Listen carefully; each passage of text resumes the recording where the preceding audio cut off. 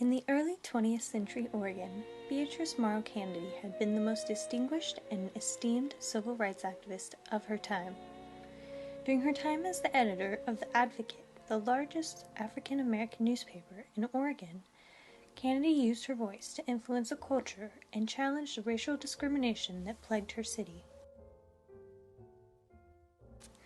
Beatrice Hughlon Morrow was born in Littig, Texas during 1889.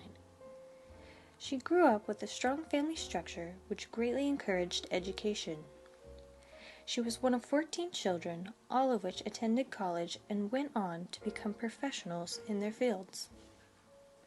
Beatrice graduated from Wiley College in Texas and went on to register at the University of Chicago, where she studied voice and piano. It was her dream to become a jazz singer. Though after a long-distance courtship pressed by her friends, Beatrice eventually left Chicago and took an invitation to meet Edward Daniel Cannady in Portland, Oregon, and never looked back. The pair was married in June of 1912. Edward had been employed as a waiter and a hat shack man at the Portland Hotel, but more importantly, he was the co-founder and editor of The Advocate.